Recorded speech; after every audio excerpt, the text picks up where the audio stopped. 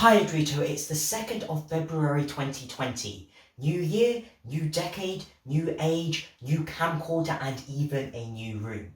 Hence the pinkness I still need to redecorate. Here's a collection of the best stories of mine from 2019. The first story ironically begins on New Year's Eve 2018 to 19. I go to work, go to the gym as per usual during my lunch break, come back to my work changing room, have a shower, put my work shirt on and realise my work trousers have disappeared. I'm in a bit of a pickle here, right? I have a shirt on in tracksuits. I go back to my desk and my boss just basically tells me to leave. It's New Year's Eve anyway, so I don't really miss anything because the markets are closed. That's one way to start a 2019 at least. In May, I travelled to India with John, Cameron and Sean. The story began on our flight to Mumbai, where BA fortunately upgraded us to club class, which in turn gave us pre-flight complimentary drinks. The stewardess hands sparkling wine over to Sean, John, Cameron, and then comes to me, and I request for one. But she hesitates and asks to verify my age.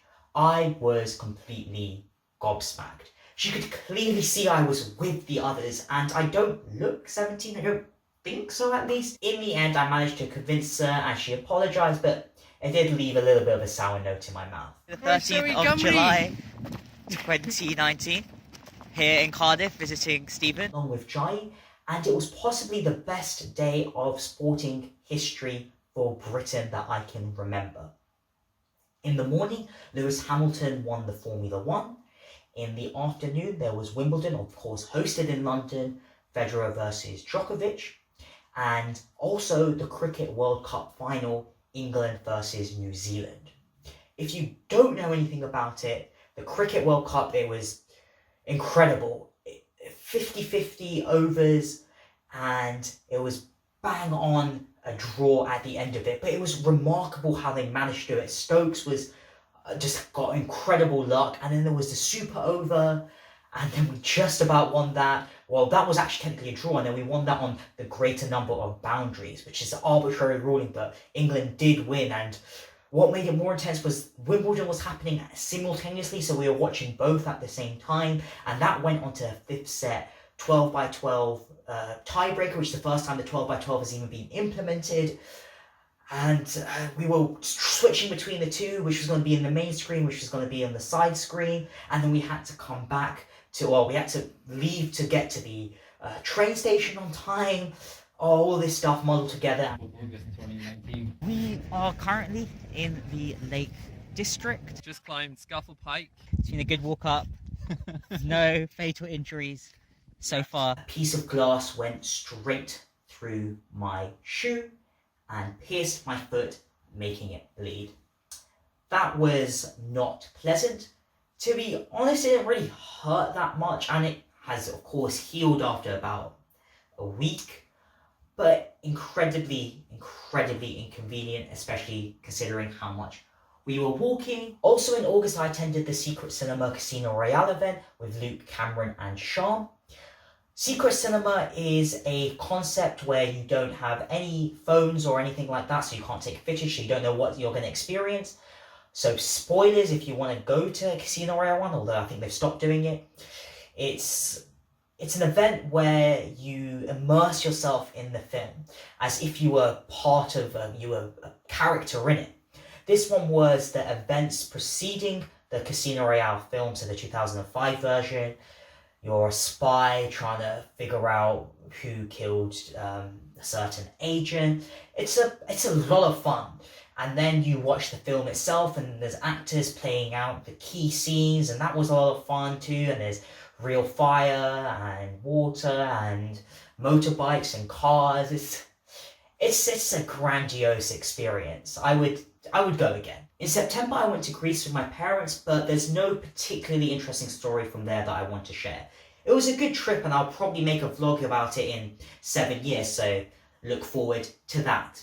In October, however, I do have a good story.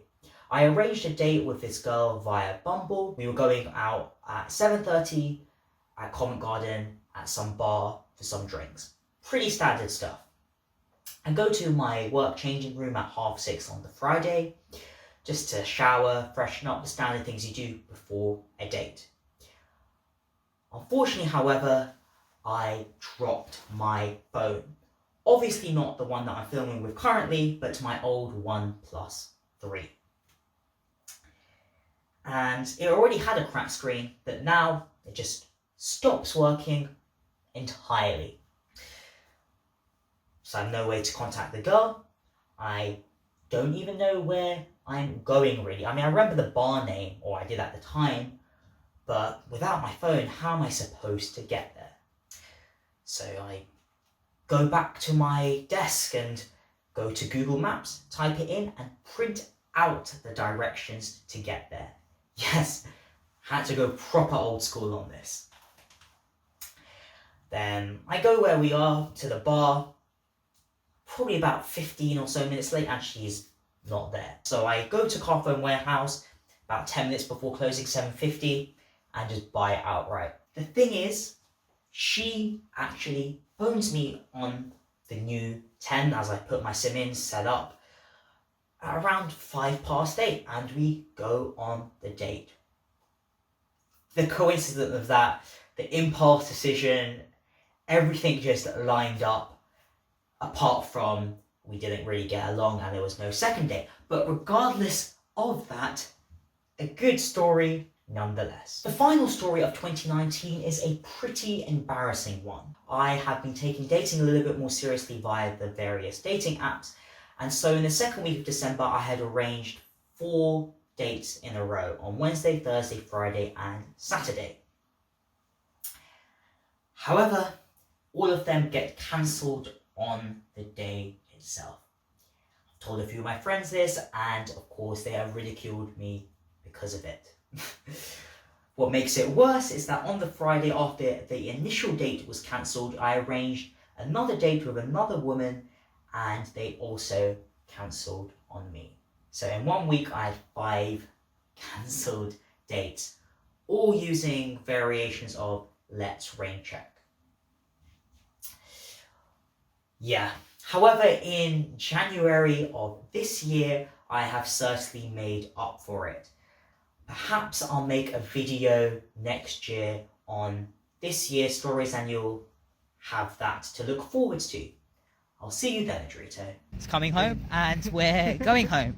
So, see you in the near future, Adrito.